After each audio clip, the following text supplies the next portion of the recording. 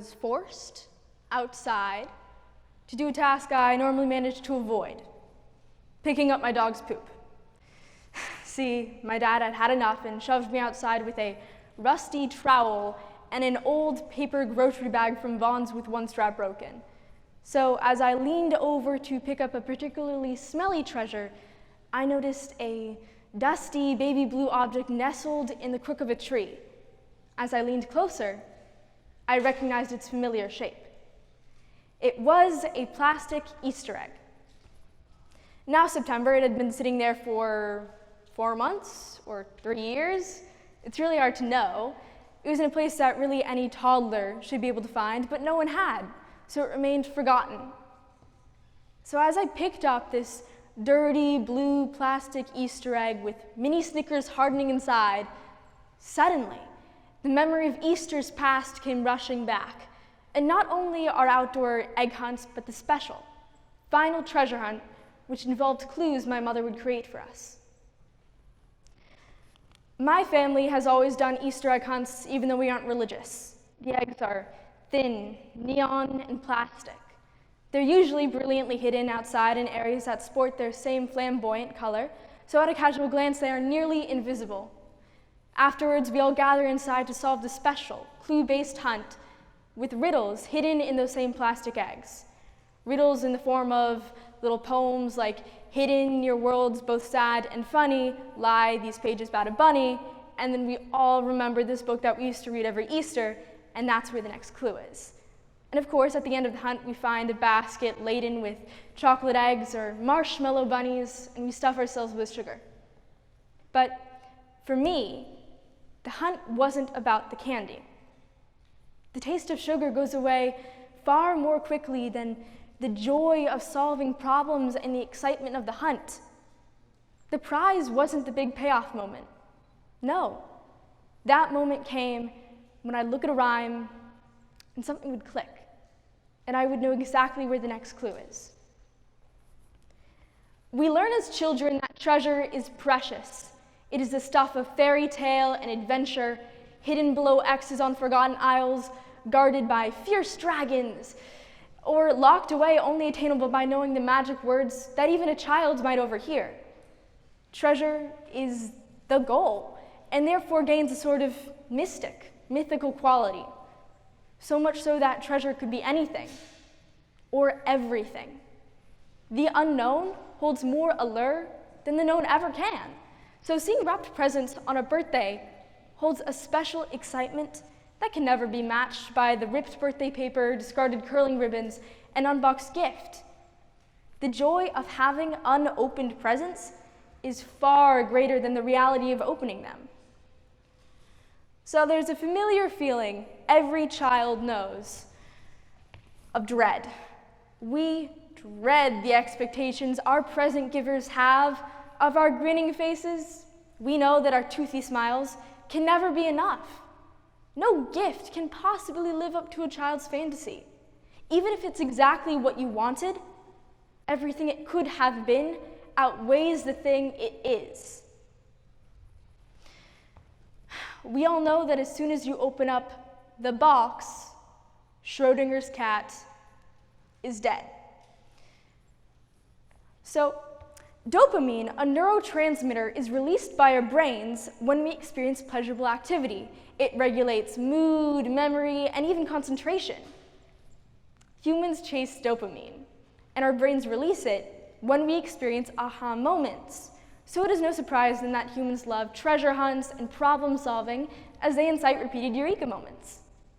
We all experience this type of dopamine rush, whether you're solving a math problem, doing literary analysis, or making a scientific connection. There's a moment when it all comes together, and the solution is there. It's solving a puzzle that you don't fully see until the last piece is put in. And there's nothing like that feeling when you see it. Humans crave these moments of sudden clarity. I mean, escape rooms have boomed in the past decade. It is predicted that by 2032, the global escape room market will have reached $31 billion. Well, Well, clearly, humans are trying to replicate this discovery process and are willing to pay for it. But why should we pay to lock ourselves in a room for an hour instead of just integrating aha moments into our everyday life?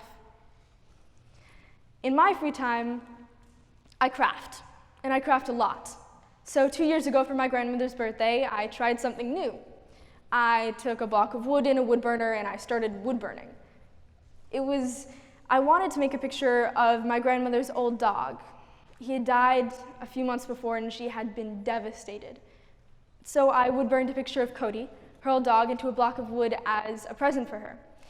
You see, when I try something that I have never done before, I get to problem solve and give myself a dopamine rush in the process, which is easier to do when you're doing something new and unlearned. And I realized that I was doing an Easter egg hunt in my mind.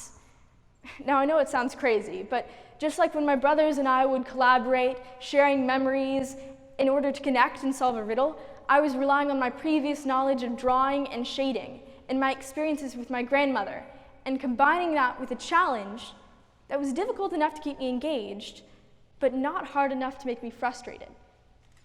I found a sense of flow, and that flow was deepened by my love and my connection to my grandmother. So what is flow? And is it the same thing as an aha moment? Well, flow is a term commonly used in education. It was first introduced by Mihai Csikszentmihalyi in the 1970s. It is described as hyper-focus, or being in the zone. It's when the world floats away as you become entranced with an activity. An activity that is flow is autotelic. Time rolls by and you can spend an hour or more in a peaceful state of productivity. You're not necessarily relaxed, but challenged enough that the difficulty of the activity is just a little bit higher than your competency at it. Challenging enough that you don't lose interest, but doable enough to give you confidence and happiness. Scientists believe that a brain experiencing flow is increasing activation in reward processing zones. In other words, flow is a prolonged period of clarity, as if you were experiencing repeated eureka moments. When I was 5 and 6, I went to a Montessori school where the day is focused on activities. I spent 2 years sewing buttons, making orange juice, and reading in a corner. Looking back, I can see a lot of similarities between the me of then and the me of now. Montessori schools are designed to help children find flow. They allow for long periods of self-directed exploration where students learn through trial and error. And this ability to learn from failure and solve through experimentation produces innovators. And the world needs innovators to solve the complex problems that we face. But it's hard to have aha moments in a traditional classroom where too often information is simply given to students by teachers. Focusing on assessment and testing leads to children idolizing answers and can leave no time or space for questions. We need young people to think creatively because this will help us as a society to keep moving forward. So ask questions. Don't accept easy answers. And take on every task like a quest for buried treasure. Thank you.